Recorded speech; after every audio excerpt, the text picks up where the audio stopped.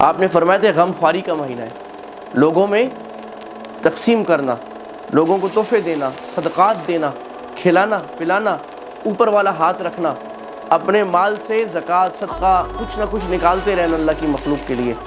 جو نکالو گے مال بھی پاک ہوگا، اللہ تعالیٰ بہت نوازے گا اپنے غیب سے. تو اپنی زندگی سے جھوٹ کو، فراڈ کو، دھوکے کی کمائی کو، جھوٹ کی کمائی کو نکالنا، یہ بہت بڑا حصہ ہے جو ایک چیلنج ہے بڑا. اور یہاں دینداری کا پتہ لگتا ہے کہ دینداری ہے کہ نہیں ہے. آپ نے فرمایا جہنم کے 2 قسم کے لوگ ہیں، میں نے ان کو نہیں دیکھا. ایک تو آپ نے فرمایا وہ پولیٹیکل مسئلہ ہے کہ ایسے لوگ جو ظلم کر رہے ہوں گے، لوگوں کو مار رہے ہوں گے، ایسے حکمران. آپ نے فرمایا ایسی عورتیں جو خود دوسرے غیر مردوں کی طرف مائل ہو جانے والیاں اور غیر مردوں کو اپنی جانب اپنے حسن سے مائل کرنے والی ہیں.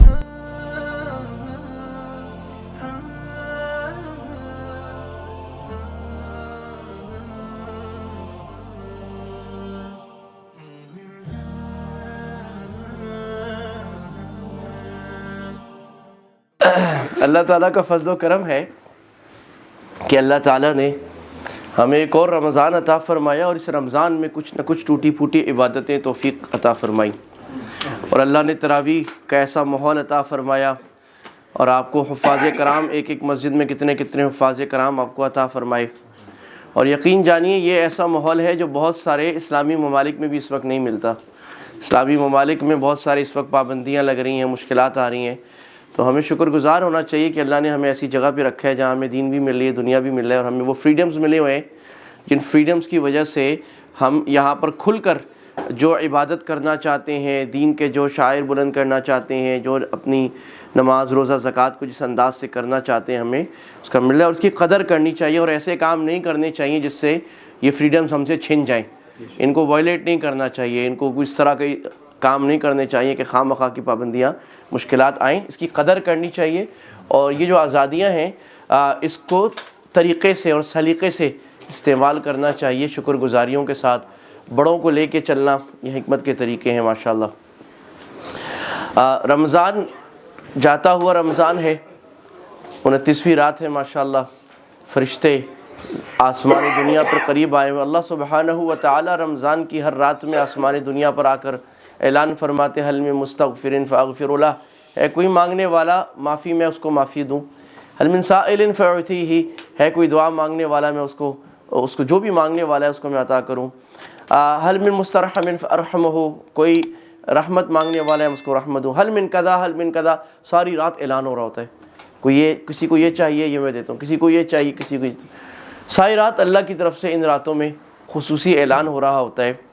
تو یہ مبارک راتیں، اور اگر شب قدر کے امکانات جو آخری طاق راتوں میں ہوتے ہیں ان دا اوڈ نائٹس، تو یہ آخری رات ہے جس میں شب قدر ہو سکتی ہے. اور جس نے ہر رات کچھ نہ کچھ عبادت کی ہے اور ہر رات عشاء پڑھ لی ہے اور فجر پڑھ لی ہے، تو انشاءاللہ شب قدر میں لکھا گیا. عشاء پڑھ لی ہے اور فجر پڑھ لی ہے اور کچھ نہ کچھ عبادت کی تھوڑی بہت ذکر، تھوڑی نفل کی توفیق ہو گئی ہے، کچھ نہ کچھ شب قدر انشاءاللہ مل گئی. فارسی کا ایک شعر ہے کہ ایک آدمی نے اپنے کسی شیخ سے، پیر صاحب سے پوچھا کہ حضرت شب قدر کی نشانیاں بتا دیں. تو ابھی بھی لوگ ہیں نا صبح پوچھ رہے ہوتے ہیں حضرت وہ سورج ایسے نکل رہا ہے کیسے نکل رہا ہے، سورج پیلا ہے کہ اورنج ہے کہ نیلا ہے، تو آپ بتائیں کہ شب قدر تھی کہ نہیں تھی. آج رات بارش زیادہ ہو رہی ہے تھوڑی ہو رہی ہے، لوگوں نے نشانیاں بنائی ہوئی کچھ نہ کچھ. تو انہوں نے بھی اس سے پوچھا کہ حضرت ذرا شب قدر کی نشانی تو بتا دیں، شب قدر کون سی ہوتی ہے. یہ ہمیں معلوم ہے کہ اللہ کے نبی کو اللہ نے پہلے بتایا تھا پھر بھلا دیا گیا. تو وہ انہوں نے جواب دیا کہ اے خواجہ چہ پرسیز شب قدر نشانی، ہر شب قدر است اگر قدر بدانی. خواجہ صاحب آپ کیا پوچھتے ہو شب قدر کی نشانیوں کے بارے میں؟ جس رات کی قدر کر لو وہی رات شب قدر ہے. سبحان اللہ. سارے سال میں جس رات کو اللہ کو منا لیا، توبہ کر لیا گناہوں سے سچے دل سے، اپنی زندگی کو اللہ رسول کے حکموں کے مطابق ڈھالنے کی کوشش اور فکر شروع ہو گئی، بس وہ رات شب قدر بن گئی. اور نہیں ہوئی تو کتنے لوگ ہیں جو خاص راتوں میں نظر آتے ہیں مسجد میں، پورا سال نہیں ہوتے. خاص راتوں میں عبادت، اس کی عبادت کی ہم ناقدری نہیں کر رہے، لیکن اس عبادت کا کوئی بہت بڑا اجر اس کو فائدہ نہیں ہوگا، کیونکہ ایک دن زور لگایا پھر بھاگ چلا گیا. اس کے برعکس روز روز اگر تھوڑی تھوڑی عبادت بھی ہو رہی ہے، فرض پورے ہو رہے ہیں، واجب پورے ہو رہے ہیں، بڑے بڑے گناہوں سے بچ رہا ہے، یہ اللہ کا ولی ہے، اسی کا کام پورا ہو گیا. تو اللہ کے نبی صلی اللہ علیہ وسلم نے فرمایا اللہ کو وہ اعمال پسند ہیں ادومھا وان قل، جو ہمیشہ لمبے چلیں، استقامت کے ساتھ ہوں، پنچوالٹی کے ساتھ ہوں، ود اے سیکوینس ہوں، چاہے تھوڑے ہوں، تھوڑا تھوڑا ہوتا رہے. آپ آفس میں روز کام کرتے ہیں 8 گھنٹے کی بجائے آپ اگر 4 آورس بھی کام کرتے ہیں تو آپ کو فائدہ ہوگا. اور آپ 2-3 دن 12 گھنٹے 10 گھنٹے کام کر کے پھر غائب ہو جائیں تو کوئی فائدہ نہیں ہوگا آپ کا. Nobody is there. So that's how دین از. اب اس پر آ جاتے ہیں کہ رمضان کی آخری دور آتے ہیں. اب وہ وقت آ رہا ہے کہ عید آنے والی ہے اور شیطان کے کھلنے کا وقت آ رہا ہے. اب کیسے ہم اس رمضان کو پریزرو کریں؟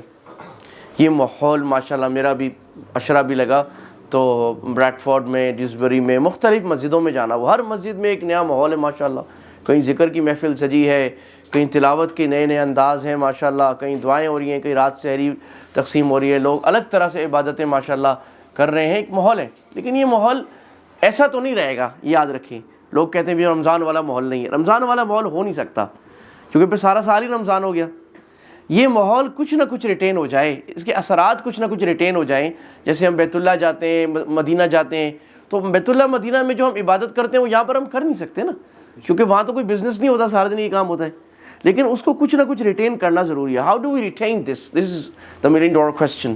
اور اس کی ہم اب فکر شروع کر دیں کہ رمضان کے بعد ہمارا رمضان باقی رہے. میں نے شروع میں بات کی تھی جمعے میں کہ رمضان میں اللہ تعالیٰ ایک خاص قسم کی ٹریننگ کرا رہے ہیں ہمیں.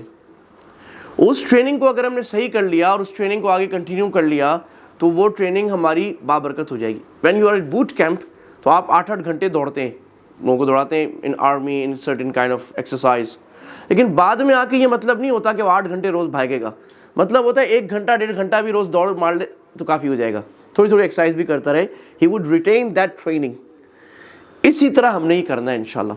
تو رمضان میں کن کن چیزوں کی مشق کرائی گئی ہمیں؟ پہلی مشق کرائی گئی ہے کہ اللہ کے حکم کے آگے اپنی خواہش کو پیچھے چھوڑ دینا. سخت دل کر رہا ہے پانی پینے کا، سخت دل کر رہا ہے کھانا کھانے کا، سخت دل کر رہا ہے اپنی جنسی خواہش پوری کرنے کا، اللہ کا حکم سمجھ کر اس کو چھوڑ دینا. اور یہ بھی ہم نے بات کی تھی کہ اللہ کے نبی صلی اللہ علیہ وسلم، رسول اللہ کا نام ہے صلی اللہ علیہ وسلم، آپ نے فرمایا تھا کہ روزہ صرف کھانے پینے کا رکنے کا نام نہیں ہے، خواہش سے رکنے کا نام، بلکہ زبان کا بھی روزہ ہے اور جھوٹ سے بھی روزہ ہے. تو اپنی زندگی سے جھوٹ کو، فراڈ کو، دھوکے کی کمائی کو، جھوٹ کی کمائی کو نکالنا، یہ بہت بڑا حصہ ہے جو ایک چیلنج ہے بڑا. اور یہاں دینداری کا پتہ لگتا ہے کہ دینداری ہے کہ نہیں ہے. مسجد میں تو آدمی آ جاتا ہے، داڑھی بھی رکھ لیتا ہے، کرتا بھی پہن لیتا ہے، ٹوپی بھی اچھی سی پہن لیتا ہے، خشوع کے ساتھ نظر جھکا کے نماز اور دعا بھی لمبی کر لیتا ہے، لیکن اللہ سے ڈرتا ہے یا نہیں ڈرتا یہ گھر یا مسجد سے باہر جا کے پتہ لگتا ہے. ہمارے مفتی زین العابدین صاحب رحمہ اللہ فرمایا کرتے تھے کہ آج کل ہماری حالت یہ ہے کہ دین جو ہے عبادت کی لائن سے ہمارے زندگی میں آتا ہے اور معاملات اور ڈیلنگ سے باہر نکل جاتا ہے. یہاں بیٹھیں گے تو حاجی صاحب ہیں، دفتر میں بیٹھیں گے تو وہی دھوکہ جھوٹ وغیرہ ہو رہا ہے. اللہ معاف فرمائے، جھوٹ بول کے بینیفٹس 1 2 3 4 بینیفٹس لیے جا رہے ہیں. ڈرگس کے بینیفٹ بھی مسلمان لے رہے ہیں ماشاءاللہ سے. بھائی یہ معاملہ ایسا ہے جو آپ کی ساری نفلی عبادات کو ختم کر دے گا. تو اس کی ہم فکر کریں کہ آہستہ آہستہ اگر ہماری زندگی میں کوئی غلط کمائی ہے، کوئی غلط ڈیلنگز ہے، اس کو ہم ختم کر دیں. آج سے ارادہ کر لیں انشاءاللہ. یہ ہم کام نہیں کریں گے اللہ کے نبی کی امتیں، کیونکہ اگر ہم کوئی غلط کام کرتے ہیں، ڈیلنگز میں جھوٹ بولتے ہیں، دھوکہ کرتے ہیں، لوگوں کی پیمنٹیں لیٹ کرتے ہیں، فراڈ لگاتے ہیں، ہم اپنا نقصان کرتے ہیں گناہ کبیرہ کر کے، آخرت برباد کرتے ہیں. اور اس سود پر سارے جو گناہ ہیں، جھوٹ پر جو گناہ ہیں، بہت خطرناک ہے جو عذاب ہیں. نمبر 2، ہم اپنے ملک کا نام برباد کرتے ہیں. لوگ بولتے ہیں اس ملک کے لوگ سارے ایسے ہیں، اور یہ فگرز ہے. Now the British government had decided just now، ایک لیجسلیشن نے پاس کی ہے کہ ہم سال کے آخر میں رپورٹ پیش کریں گے کس ملک کے لوگوں نے زیادہ کرائم کون کون سے کیے ہیں. تو کیا اچھا لگے گا کہ ہمارے ملک، جس ملک سے بھی ہمارا تعلق ہے، ہمارا نام ہے کہ سبحان اللہ یہ لوگ جو ہے نا اس غلط کام میں سب سے آگے، جیل میں سب سے زیادہ یہ لوگ ہیں، دوسرے تیسرے نمبر پہ. ہمیں اس کو سوچنے کی ضرورت ہے کہ ہم تو اس ملک میں آئے، ہمارا مقصد یہ تھا. حضرت مفتی تقی عثمانی صاحب نے فرمایا اگر اس ملک میں دین کے کام کے لیے آئے ہو تو ٹھیک ہے، نہیں آتے تو رہنا آپ کا جو ہے نا وہ ایز اے کوسچن مارک کہ آپ کیوں رہتے ہو. تو ہم الٹا دین کی دعوت تو کیا دیتے، ہم دین سے متنفر لوگوں کو اپنے عمل سے کریں. اس میں ہمیں فکر کرنے کی ضرورت ہے. اور تیسرا، ہم دین کا نام بدنام کریں. We should have been ambassadors to Islam. بھئی جو بھی دنیا میں گئے ہمیں اسلام کا نمائندہ ہونا چاہیے. صحابہ کو لوگ دیکھتے تھے ایمان پہ آتے تھے, ایسے سچے, ایسے پیارے, ایسے پاکیزہ, ایسے نیک لوگ. ہمیں دیکھ کے لوگ بھئی مسلمان ایسا ہوتا ہے, وہ تھوڑے تھوڑے ایتھکس بھی پورے کرتا ہے, سول ایتھکس پورے کرتا ہے, لا ابائڈنگ سٹیزن ہوتا ہے, کوئی غلط کام نہیں کرتا, دوسروں کا خیال کرتا ہے, کیئرنگ کرتا ہے, غیر مسلموں کا بھی خیال کرتا ہے. تو یہ مسلمان ہے, یہ ہمارا ذمہ داری ہے. دوسری بات جو مسجد سے ہمارا تعلق بنا ہے, رمضان میں کیا ہوا تھا؟ رمضان میں اللہ تعالیٰ زبردستی ہمیں مسجد میں لے آتے ہیں. تو جو سارا سال مسجد نہیں آ رہے ہوتے, وہ بھی ماشاءاللہ مصلی بغل میں دبا کے مسجد آ رہے بھائی, ماشاءاللہ پہلی صف میں کھڑا ہے, تراویح لمبی لمبی پڑھ رہا ہے. وہ ادھر فرض نماز میں بھی نہیں آتا, رمضان میں 20 رکعت کی, کہیں 1 گھنٹہ 2 گھنٹے کی تراویح پڑھ رہا ہے. یہ کیا ہے؟ اللہ نے زبردستی اپنی محبت سے ایک ماحول بنا دیا, وہ سارے مسجد میں آ جاؤ. لیکن زبردستی نہیں رہے گا, کیونکہ اگر زبردستی یہ ماحول سارا سال رہے تو that would be against the objective of creating this world and humankind, which is the test. Test نہیں رہے گا. اب اس کو ریٹین کرنا, اس انوائرمنٹ کو, تو دیکھیں دنیا میں نا انسان جو کچھ بھی سیکھتا ہے انوائرمنٹ سے سیکھتا ہے. آپ نیک سے نیک آدمی کو نا 1 ہفتہ 10 دن پب میں بٹھا دو, جا کے خراب ہو جائے گا. اور خراب سے خراب آدمی کو, جس کی ساری زندگی وہاں گندی جگہ گزری ہو, اس کو 10 دن مسجد میں لا کے بٹھا دو, تبدیل ہوگا. تجربہ ہے, اللہ کے راستے میں 10 دن لگائیں, چلا لگا کے دیکھ لیں, تبدیلی نہ آئے پیسے واپس آئے گی. تو human is a social animal, وہ دوسروں سے سیکھتا ہے, ماحول سے اگر کوئی کہے میں ماحول سے متاثر نہیں ہوتا, میرے خراب دوست ہیں مجھے کچھ بھی نہیں ہوتا, ایسا نہیں ہوتا ہے. میں گندے ماحول میں رہتا ہوں, بے حیائی کے ماحول میں رہتا ہوں, مجھے کچھ نہیں ہوتا. نہیں بھائی, آپ لوہے کے بنے ہوئے تو نہیں ہو, آپ کو ہوتا ہے کچھ. You don't know, you are not a robot, you are a human. تو اس ماحول کو قائم رکھنا کس طرح؟ نمبر 1 مسجد میں آنا نماز کے وقت کے لیے, نماز کے بعد تھوڑی دیر بیٹھ جانا, بھائی ذکر کرنا, تلاوت کرنا. یہ نماز کے بعد جو بیٹھنے کا وقت ہے بڑا قیمتی ہے. یہ جو سبحان اللہ, الحمدللہ, لا الہ الا اللہ, اللہم اعنی علی ذکرک, آیت الکرسی, درود شریف, تینوں کو, یہ سارے ذکر. بھائی مسجد میں تعلیم ہو رہی ہوتی ہے دن میں 1 مرتبہ, ہر مسجد میں کوئی نہ کوئی حدیث کی تعلیم, فضائل کی تعلیم ہو رہی ہوتی ہے. عشاء کے بعد کچھ نہ کچھ میں بیٹھ جانا. گشت ہو رہا ہے, بھئی سب مل کر مسلمان, کسی کانفرنس ہو رہی ہے, اجتماع ہو رہا ہے, اپنے انداز سے اس میں جڑنے کی کوشش کرنا. یہ نہ صرف آپ کے لیے ضروری ہے, آپ کی اولادوں کے لیے ضروری ہے, ورنہ یہ اس ماحول دوسرے باہر کے پوائزنس ماحول سے ایسا خراب ہوں گے کہ پھر آپ کے ہاتھ میں نہیں رہیں گے. نہ یہ آپ کے رہیں گے, نہ آپ کے دین کے رہیں گے. یہ وقت ہے کہ آپ نے ان کو کدھر لے جانا ہے, تربیت کرنی ہے, پیار محبت سے ان کو مسجد میں لائیں گے, چاہے مسجد میں کھیلیں, کچھ بھی کریں, ان کو مسجد کا راستہ دکھائیں. اسی طرح اچھی گیدرنگ رکھیں, وہ گیدرنگ جو آپ کو گناہ کی طرف بلاتی ہے, وہ گیدرنگ جو غلط کام کراتی ہے آپ سے, اس گیدرنگ کو چھوڑیں. اچھی گیدرنگ رکھیں, اچھے دوست. اللہ کے نبی صلی اللہ علیہ وسلم نے فرمایا, المرء علی دین خلیلہ, انسان اپنے قریبی دوستوں کے دین پر ہوتا ہے, دین پر ہوتا ہے. یعنی ایونچولی آپ ان کا دین اپنا لیں گے, ان کا طریقہ اپنا لیں گے, ان کے طور اطوار آپ کے اندر آنا شروع ہو جائیں گے, لائک اٹ اور ناٹ. تیسری چیز جو رمضان میں اللہ کے نبی نے فرمایا تھا, انہا شہر الصبر, صبر کا مہینہ ہے, صبر کی مشق کرنی بھی, گناہوں سے رکنا, نیکی پر جم جانا, اور اللہ کے راستے میں جو مشکلات آئیں, تکلیفیں آئیں, ان کو خندہ پریشانی سے برداشت کرنا, اللہ سے مانگتے رہنا.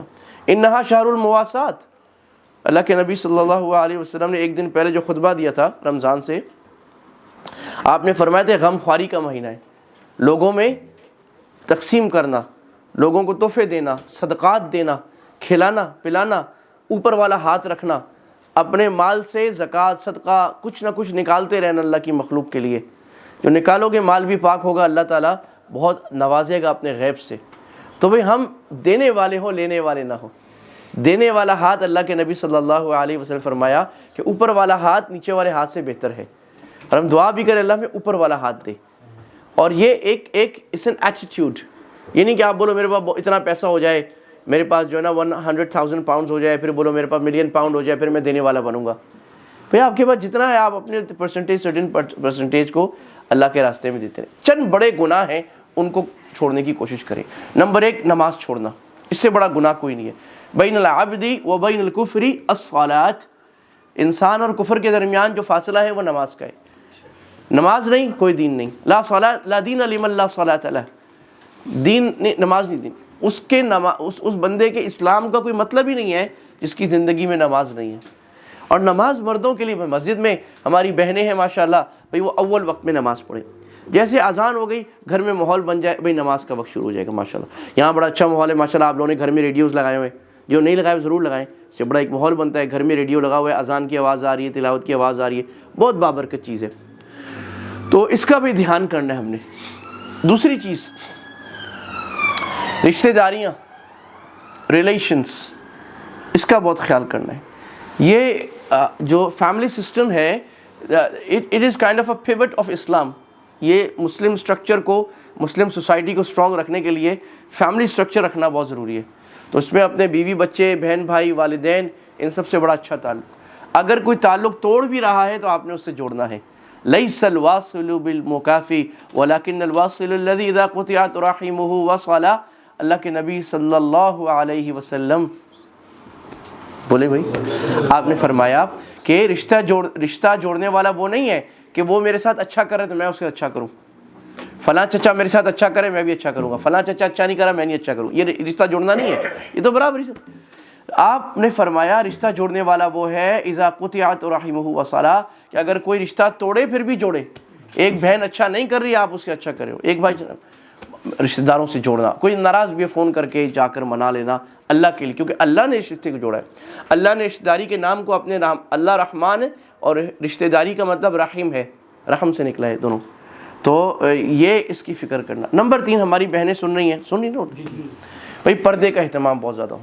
اور پردہ it's not just a garb or piece of cloth, it's a lifestyle. پردہ جو ہے، حجاب از ناٹ دس لائک جس اے گون اور دوپٹہ سم تھنگ. حجاب is a lifestyle, modesty is a lifestyle. حیا جو ہے وہ ایمان کا بڑا شعبہ ہے. اللہ کے نبی فرمایا والحیاء شعبۃ من الایمان، اور حیا مردوں کے لیے بھی عورتوں کے لیے بھی ہے، صرف عورتوں کے لیے نہیں ہے، دونوں کی اپنی اپنی حیا ہے. مردوں کی حیا کیا ہے؟ یغضوا من ابصارہم. سورہ نور میں اللہ فرما رہے ہیں نامحرموں سے اپنی نظروں کو نیچے جھکاؤ. ابھی تو مسئلہ ہی نیچے جھکاؤ تو موبائل ہوتا ہے، اس میں دنیا جہان کا گند آتا ہے. تو مطلب یہ ہے کہ اس بے حیائی سے اپنی نظر کو پھیرو. وَقُلْ لِلْمُؤْمِنَاتِ يُغْضِضْنَ مِنْ أَبْصَارِهِنَّ، عورتوں سے کہا بھئی تم بھی نظریں نیچے جھکاؤ، چاہت سے مردوں کو نہ دیکھو. وَلَا يُبْدِينَ زِينَتَهُنَّ إِلَّا مَا ظَهَرَ مِنْهَا وَلْيُظْهِرْنَ. اور پورا پردے کی تفصیل اللہ نے سورہ نور، سورہ احزاب میں بیان فرمائی کہ بھئی عورت اسلام میں وہ اچھی لگتی ہے جس نے ماڈسٹ باوقار لباس پہنا ہو.